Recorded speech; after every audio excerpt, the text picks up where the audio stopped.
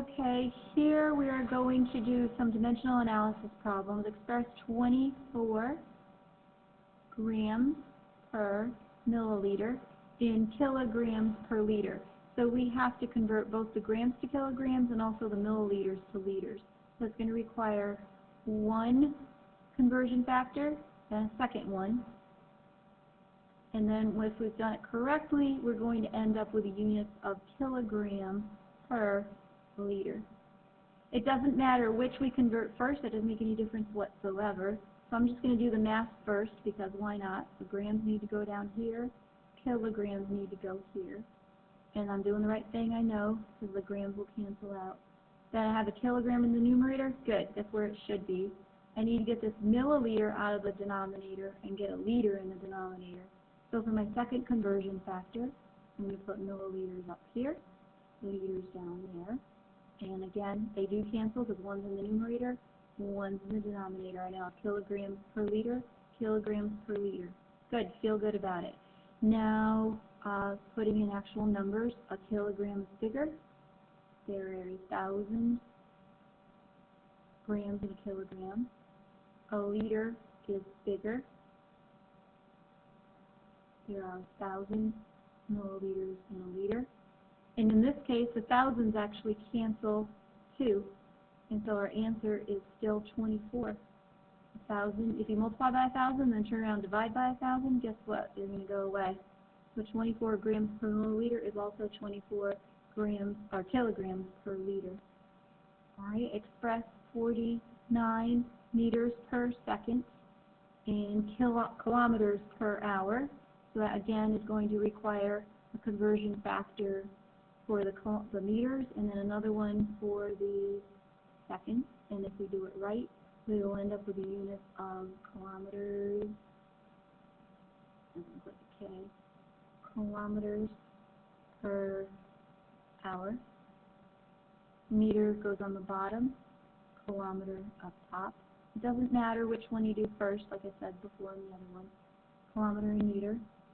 And then down here, seconds and hours. Well, I'm putting second up here because it's in the denominator here, and we need to cancel. Double check that. Top, bottom, top. Oops, I did not want to cross that out. Sorry. Just make that kilometers still.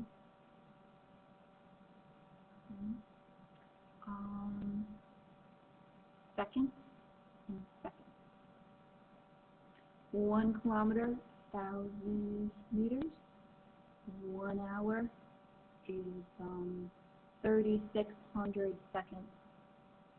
You could do that in 2 sections if you needed to. 60 times 60 is 3,600. So if you needed to do that in 2 conversion factors instead of 1, you could. So now you're going to take your 49, multiply by 3,600, and divide by 1,000. Let me get my calculator. Let's see. Let me pull out my calculator. Here, 49 times 3,600 equals, divided by 1,000 equals, so my answer is 176.4, but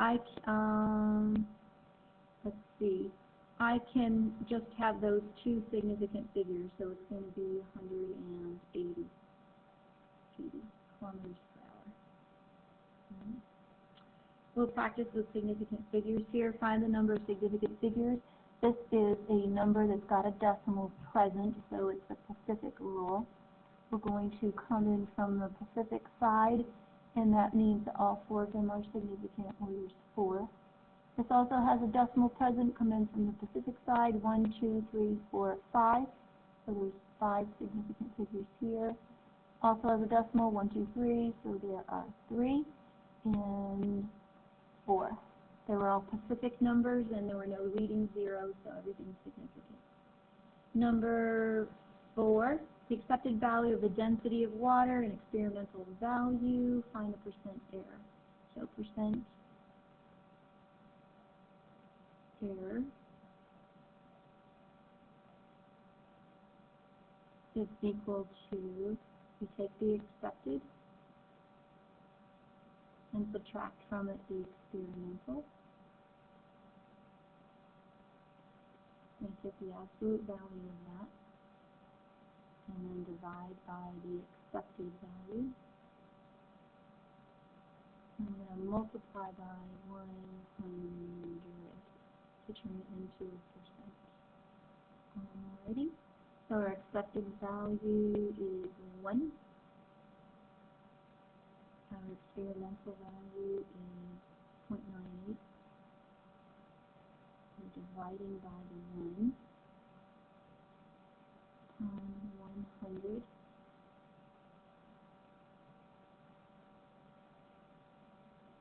Alrighty, and that ends up to be 0.02 divided by the 1 times 100. And if you pull out your calculator and do that, 0.02 divided by 1 is equal to 0.02 times 100 is equal to 2% error.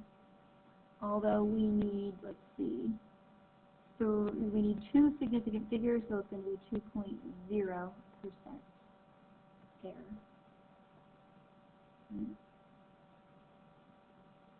And that wraps up these 4 problems.